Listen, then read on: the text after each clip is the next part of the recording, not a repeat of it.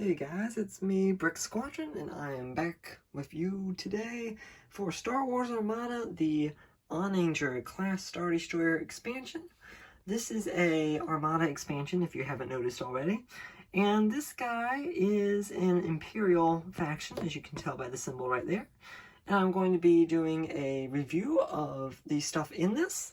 It's a bit too crazy of an expansion to really get into and explain, so I'm going to do a separate video explaining how the Onager works. Alright, so I'm first going to look and show you guys the ship here. You've got a really big, nice, Imperial looking ship here. It's got this really big hammerhead kind of thing front here. And what the Onager is basically a very small Death Star, because you've got these two super laser beams that run all the way through to the front, and that's where they shoot out of to destroy like a small planet or more likely a bunch of rebel ships.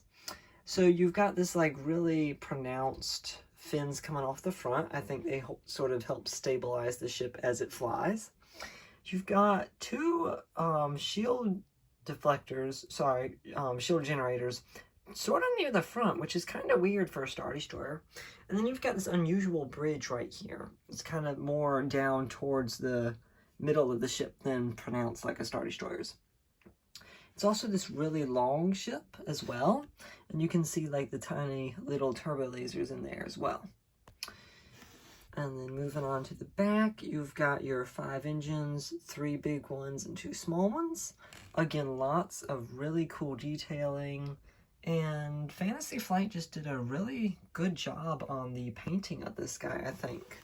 Matches well with the other Imperial ships that are in your collection. And then you've got, I'm not sure if you can see it in there, but there's this really tiny detailing inside the side trenches of the Onager. And then I'm gonna show you guys the underside of this. Alright, so not really much to see on the bottom of this, just the normal detailing and painting. Pretty large reactor core right there. That's also where it sits on its stand. So this expansion is basically, like I said before, a mini Death Star. And this guy lets you shoot at super long ranges for Star Wars Armada. It is a large class ship, as you can see by the base right there. And in this expansion, you get, of course, your pretty cool looking box here. And you've got like some black hole business going on back there with an Imperial shuttle and some TIE fighters going. Really cool box art. And then the back, it shows you what you get in it, basically. It talks about it some. And then you have a very hefty rules booklet. A whole pile of stuff in there. I'm not, like I said before, I'm not really going to get into all this, but I will do a separate video, and I'll let you guys know once I have that out. So, contents of this is 3 command dials, because that is its command value, is 3.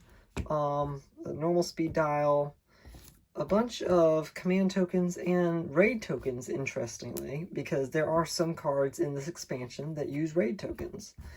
I thought it was pretty cool that they shoved those in there. And then you have a whole pile of upgrade cards. I'm also not going to read these aloud to you. I'll have them there, and I'll sort of pause the video so you can read it through. Make sure that you can pause the video so that you have enough time to read them. So local fire control, you get 2 of those, and that is the gunnery upgrade. Gunnery Chief Varnillian is also a gunner. And then you have 2 new super weapons that are your orbital bombardment particle cannons and super heavy composite beam turbo lasers. Ooh, that's a mouthful right there. And these are modifications. These add on to your attacks, and they basically let you go through an attack at longer range. You have a strategic upgrade right there, and the offensive retrofit that allows you to equip that, which is Flag Bridge. 2 heavy fire zones, which I thought was pretty weird that they included 2 of these, but I mean, And then you start to get into your more interesting titles of the ship cards. Alright, Cataclysm and Raquel. And then you also have Sunder right there. Bit expensive as a 10 value title. You can also equip 7th Fleet Star Destroyer on this thing if you use the Star Destroyer ship card. And then you have your officers. Commander Beck, she uses raid tokens. Riva Demise is more defensive. And then you have General Ramodi, or Ramadi, I'm not sure how you say his name. This is your admiral for this expansion, and he basically works really well with the Onager. He's one of my favorite admirals, because he adds more dice instead of removing them if your attacks are obstructed, which can happen a lot when you use something that has this crazy range on it.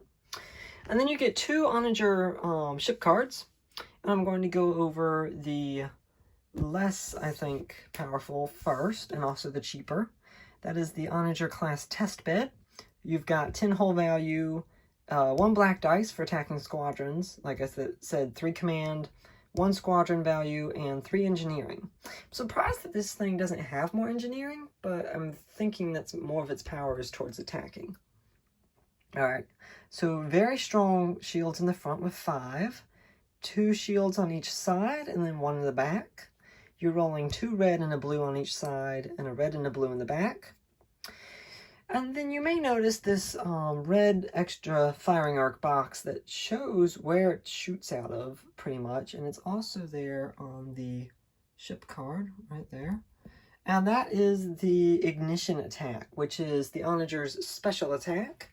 Basically lets you attack at super long range, beyond the range ruler. They call that extreme range. And with this guy's ignition attack, he rolls 4 reds and 3 blacks. And then for his normal front attack, it's 1 black, 1 red, and 2 blues. Defensive tokens, that is a Bryce, a redirect, and a new defensive token that first came out in this expansion. It's called the Salvo. I know a lot of Clone Wars people that fly the Venators and the Separatist ships that are in later expansions. A lot of those ships use the Salvo defense token, which basically sort of lets you attack back after you are attacked. And then pretty good speed right there, can go up to 3. And then those are the upgrades that it can have. This last one is called the Super Weapon Upgrade. That was one of those kind of cannon type upgrades that I showed you earlier. It was these 2. And that's what it looks like. Basically like a Death Star. And then this fleet value is technically now wrong. It went up to, I believe, 116, so it increased by 20 points, which is quite a lot, because I think they wanted to make this a bit more costly for your fleets. Because 96, that's really not a lot of points for this crazy of a ship. Then you have your Star Destroyer class Onager, which is, I'm not sure if it's the more powerful or the less powerful, but it just rolls different dice.